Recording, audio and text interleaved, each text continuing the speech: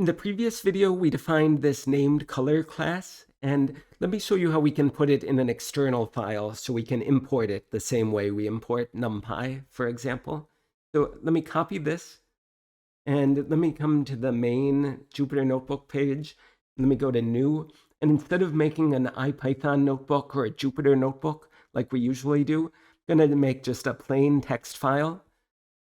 And can name it whatever I want. The important thing is to have the suffix be .py, so Jupyter knows that it's a Python file.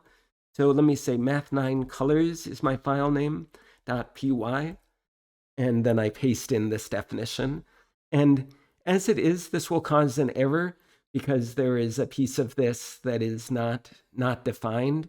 You see what the piece is that's not defined in this file? It's this 2RGB. So I'm going to go ahead and import that from matplotlib.colors import 2RGB. Okay, and save this. Now this should work. And let me come back here. And a frustrating thing with doing this kind of programming in Jupyter Notebooks is that by default, no matter how many times you import the file, it's only going to read it the first time, even if you make changes in the external file. So I'm going to use some Jupyter magic functions that I looked up so that they automatically get reloaded. So load extension auto reload. And then with that auto reload, I'm going to specify the auto reload magic function with the parameter 2. And what this 2 says is, every time I execute any cell in this Jupyter notebook, it is going to check and see if any of my modules have been updated externally. And notice that we're starting over, like this was cell 1 in this Jupyter notebook, so my old NamedColor does not exist. Okay, like if I try this, z equals NamedColor orange, I get this error that NamedColor is not defined. Okay, so I'm going to say from whatever my file name was, math9colors, and it's in the same folder as my current Jupyter notebook, so all I have to do is write math9colors, and Jupyter will understand what the path is. So from math9colors, import NamedColor. Okay, that worked without error, which is good, and let's try this again. Now that worked, perfect. And so if I try, for example, print z, hey, I get this str dunder method from the previous video. So just as a fun example, let me show you how we can use one of these NamedColors with pillow images. So let me say from PIL import image, and let me say import NumPy as NP. Okay, and let me get img equals image.open penguins.jpg. And let me say arr equals np.asArray img. And let me say capital A equals arr.copy. So now I have this read-only NumPy array specifying the different pixel values for this penguins.jpg, and now I have this copy of that NumPy array, and this copy I can edit however I want. So let's try to say A from 50 to 100 and 100 to 150, set that to be Z, set that to be this orange color. And I get this weird error, and it took me quite a bit of Google searching to figure out what this error was. And let me show you a NumPy function that causes this same error. So if I do np.array, z by itself, it works fine. Okay, but if I do np.array z, and then I try to specify the data type, np.unsigned integer 8, and why this random data type? Because that is how these pillow arrays show up, is with this data type. Okay, then I get the exact same error as before.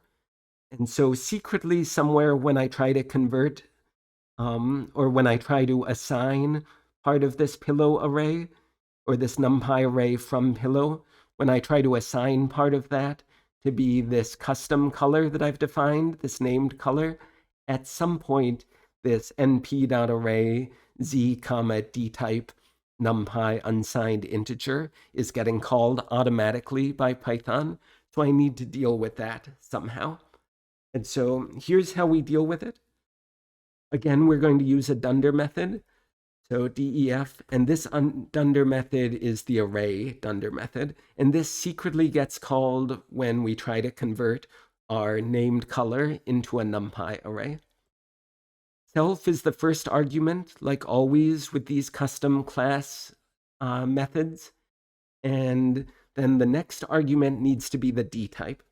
Yeah, I don't think that's obvious. I just looked it up. And then what is supposed to be returned is a NumPy array. And notice how I never have to specify the unsigned integer part here. That happens automatically. So we'll do np.array. Let me leave this blank for a second. And then dtype will be whatever this dtype input argument was. And if I didn't specify one, then it's going to try to choose automatically for me, which is usually what we want. And so what part of this named color, what part could we hope to convert into a NumPy array? Well, the only part that really would make sense to convert to a NumPy array is this self.rgb. Okay, so that's what I'm going to put here. Convert self.rgb into a NumPy array. Okay, with whatever dtype it's automatically choosing. Make sure you save it, so this 5 minutes is going to change. Okay, and now let's try this again. And here I got an error. So it's saying NP is not defined. Well, it looks like I defined NP. So do you see what I did wrong? Well, this is happening in Math 9 colors. That is where this error is showing up. And so we have to come up here and say import NumPy as NP. Save it again. And now let's try this again. Okay, excellent. That did not give me any problems. And let me try just one more also before we try to view this as an image. Let's say 150 to 200, and let's say 200 to 250. Okay, and let's say this will be a named color with, how about, dark khaki. Okay, any web colors work, any web color names work. So I looked up a list and came up with dark khaki. So this should be down a little bit and to the right a little bit from the orange color. Okay, again, it didn't give me an error, so that's a good sign. And now let's try image.fromArray, capital A. And so here we've been able to use our custom classes, our named color class, to specify these colors inside of this image. Okay, that's where I'll finish this sequence of videos. Thanks for attending this course.